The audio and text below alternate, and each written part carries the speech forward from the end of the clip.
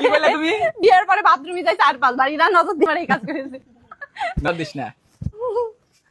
মানে কিন্তু ফেসবুকে ঢুকলেই এই আলম হাসান আর তার ওয়াইফ মুক্তা, এই দুইজনের জ্বালায় ফেসবুকে আর ঢোকা যাচ্ছে না।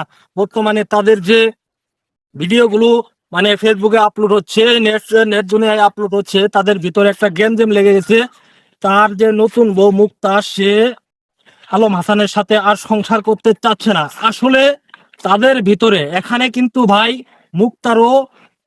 মুক্তারও পূর্বে 2 থেকে 3টা বিয়ে হয়ে গিয়েছে এবং আলম হাসানও কিন্তু 2 থেকে 3টা বিয়ে করছে। তাদের মাঝে সমস্যা কোথায় সেটা কিন্তু আমরা বলতে পারবো না।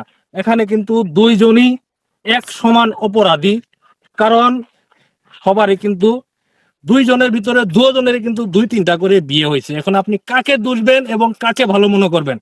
আমি অ্যাকচুয়ালি যেটা বলবো আপনাদেরকে, আমি এখানে দোষারোপ করব মুক্তাকেই। সে নেট দুনিয়ায় এইভাবে কথা বলতেছে কেন? আর সে জেনে শুনে তো তার কাছে বিয়ে বসছে। আর আলম ভাই আপনি ভালো হয়ে যান ভাই। আপনার বউ কিন্তু একের পর একটা চলে যাইতেছে। এখন যদি মুক্তাও আপনার কাছ থেকে চলে যায়, তাহলে কিন্তু আপনি সমাজে মুখ দেখাইতে পারবেন না। আপনি ভিডিও ছাড়ার পরে আপনি কমেন্ট বক্সে দেখেন আপনাকে কে কিরকম কমেন্ট করতেছে ভাই।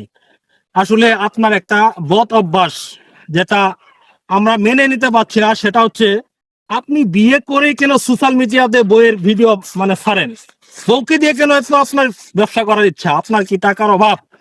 আপনি কেন বিয়ে করে বউকে দিয়ে ভিডিও তৈরি করে সোশ্যাল মিডিয়ায় ছাড়ছেন?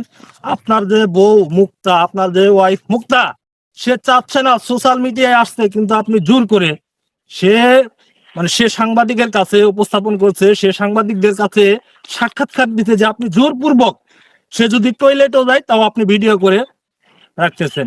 আপনি বলে কক্সবাজার গিয়েছিলেন, কক্সবাজার গিয়ে দেখলাম আপনারা খুব আনন্দে আছেন। কক্সবাজারে গিয়ে আপনি এত পরিমাণ ভিডিও করছেন যেন আপনার 3 বছর আর ভিডিও না করলেও চলবে। এটা কিন্তু আপনার বউ সাক্ষাৎকার দিয়েছে। ভাই এটা কেন অভ্যেস? আপনি বিয়ে করছেন, বউয়ের জায়গায় রাখবেন। বউকে কেন সোশ্যাল মিডিয়ায় আনেন? আপনার কিন্তু এটা প্রথমত অপরাধ, আপনি এটা প্রথমত খারাপ কাজ করতেছেন। ভাই দেখেন, সোশ্যাল মিডিয়া এমন একটা জিনিস, এখানে যদি আপনি আপনার বউকে যদি মানুষকে দেখান, ভাই আপনার বউ সুন্দর, আপনি যে মুখটাকে বিয়ে করছেন সেটা কিন্তু দেখতে অনেক সুন্দর। আপনি যদি একে আপনি সোশ্যাল মিডিয়ায় আনেন, তাকে কিন্তু হাজার হাজার মানুষ দেখবে, হাজার হাজার মানুষ দেখে তার সাথে কথা বলতে চাইবে, তাকে প্রপোজ করতে চাইবে।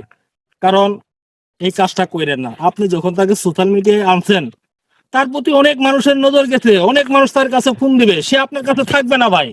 আর আপনি যদি তাকে সোশ্যাল মিডিয়ায় না আনতেন, তাহলে কিন্তু অবশ্যই আপনার সাথে সে সংসার করতো। আমি এই ভিডিওতে আপনাকে